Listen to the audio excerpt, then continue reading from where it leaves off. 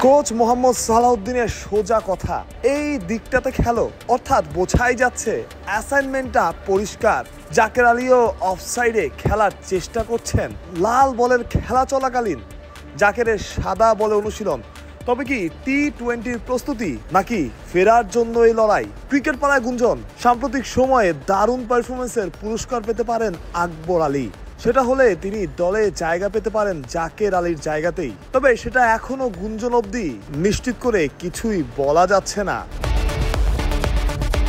টি-20 দলে একাধিক পরিবর্তন আসতে পারে। আকবরকে নিয়ে কথাটা শুরু হয়েছিল এনসিএল চলাকালীন, আর সেটার সাথে জড়িয়েছিল জাকের আলীর নামও। যেহেতু দুইজনের রোল একই রকম, অনেকটা একই জায়গাতে ব্যাট করেন দুজন, তাই একজনের রিপ্লেসমেন্ট অন্যজন হবেন, সেটাই তো স্বাভাবিক। সে যাই হোক, জাকেরকে নিয়ে আলোচনা আছে এতটুকু নিশ্চিত, এবং আয়ারল্যান্ড সিরিজের স্কোয়াডেও তাকে দেখা যেতে পারে। তবে এবারই প্রথমবার নয়, এর আগেও একটা টি-20 সিরিজে ডাক পেয়েছিলেন আকবর আলী, তবে ম্যাচ খেলা হয়নি।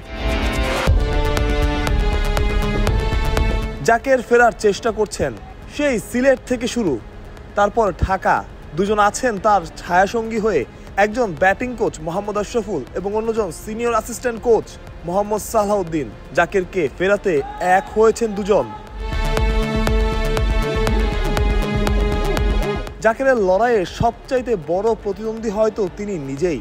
কদিন আগেও দলের অটো চয়েস ক্রিকেটার ছিলেন। জাকের বলতেই পাগল ছিল সবাই। সেই জাকের খুব তাড়াতাড়ি মুদ্রার উল্টো পিঠও দেখে ফেলেছেন। খারাপ সময় যাকে বলে আর কি। অনেক কিছুই বিপক্ষে যাচ্ছে, তবে জাকেরকে লড়তে হচ্ছে, লড়াই করাটাই তো তার কাজ। অভিযোগ, সমালোচনা, শুধু লেগ সাইডেই খেলতে চান, খেলেন জাকের আলী। সেই সমালোচনা থেকেই যেন নিস্তার পাওয়ার চেষ্টা। জাকের পারবেন তো, নাকি অন্য কেউ এসে তার জায়গা নিয়ে নেবে? বলা হয় কারো জায়গা কেউ নিতে পারে না, তবে ক্রিকেট তো একই সাথে সুন্দর এবং নিষ্ঠুরও। মাহরুষ প্রত্যয়, বিডি ক্রিক টাইম।